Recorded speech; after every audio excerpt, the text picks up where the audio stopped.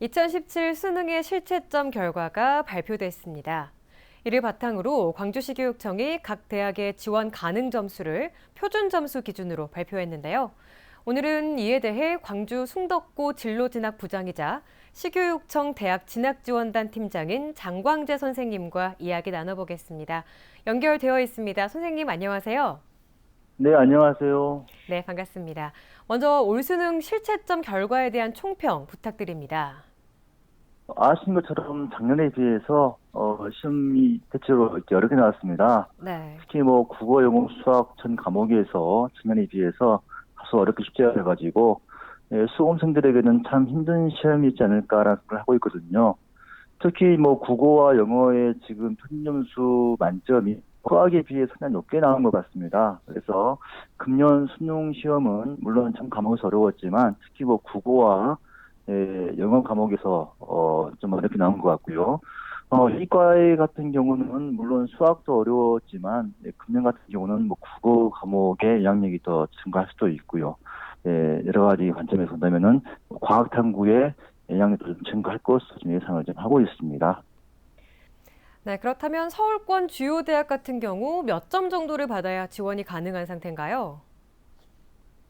뭐 일단은 뭐 서울권 대학 같은 경우 아직은 저희가 정확하게 알 수는 없습니다. 근데 중요한 것은 각 대학별로 이제 반영하는 비율이나 여러 가지 점수가 틀리지만 현재는 뭐 800점 만점을 했을 때 서울 주요대 같은 경우는 뭐 서울대학교 같은 경우는 530점 초반대 정도에서 지원선이 문과에 같은 경우 가능할 것 같고요. 이과에 같은 경우는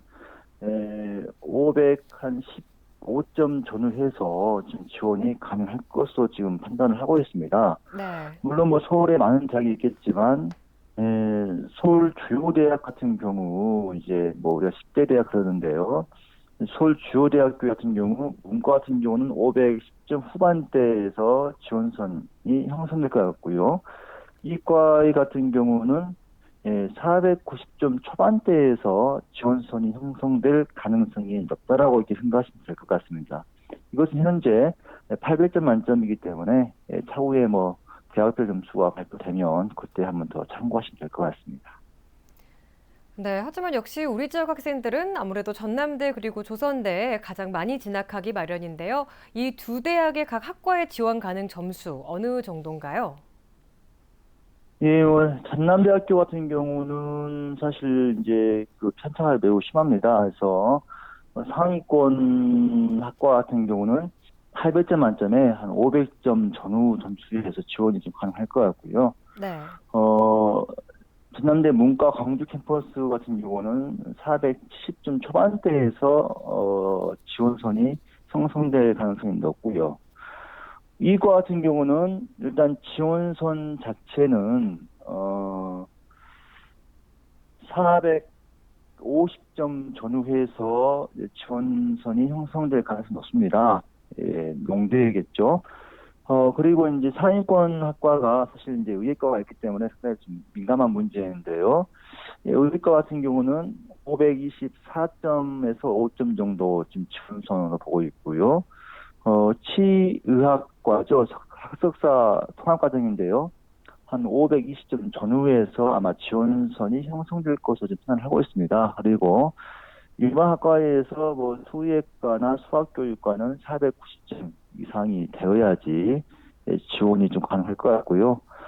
공대 같은 경우는 470점 전후에서 아마 공과대학 지원이 가능할 것으로 지금 판단하고 있습니다. 그리고 농대를 비롯해가지고 자연대 같은 경우는 450점에서 60점 사이 정도에서 아마 지원선이 형성되지 않을까 판단하고 있습니다. 조선대학교 같은 경우는 문과는 470점 후반대에서 영어교육과 성인권 학과 지원이 좀 가능할 것 같고요. 네. 420점대에서 아마 지원선이 문과는 형성될 가능성이 높은 것으로 판단하고 있습니다. 이과 같은 경우도 마찬가지입니다. 일단 지원 가능은 뭐 409점 정도, 410점 내외에서 일단 지원이 형성될 가능성이 높은데요. 조선대학교도 지금 의예과가 있어가지고 상당히 일반 학과하고 격차가 심합니다. 의예과 같은 경우는 521점에서 2점 정도에서 지원선이 형성될 것 같고, 치의예과 같은 경우는 518점에서 19점 정도에서 아마 지원선이 형성되지 않을까 생각하고 있습니다. 그 아래에는 뭐 간호학과가 510점 초반대, 그리고 사범작이죠. 수학교육과나 생물교육과가 450점대 정도 될 것 같고요. 그리고 이제 공대 같은 경우는 430점 전후에서 지원선이 형성될 것 같고, 이제 하위권학과 같은 경우는 510점대 전후에서 지원선이 형성될 가능성이 높은 것으로 보고 있습니다. 네, 주요 대학의 지원 가능 점수까지 알아봤는데요.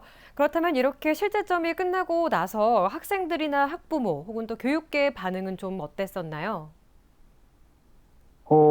일단 뭐 생각했던 것만큼 어렵게 나왔어요. 심술지가 아래서 상당히 지금 당하고 있지만, 또 어려운 만큼 사실 이제 표준 점수 같은 경우는 거의 변화가 없거든요. 그래서 사실 크게 동요하지는 않고 있고, 그리고 이제 본인이 가지고 있는 점수를 가지고 어느 대학에 들어야 할 것인가를 판단하는 과정이고요.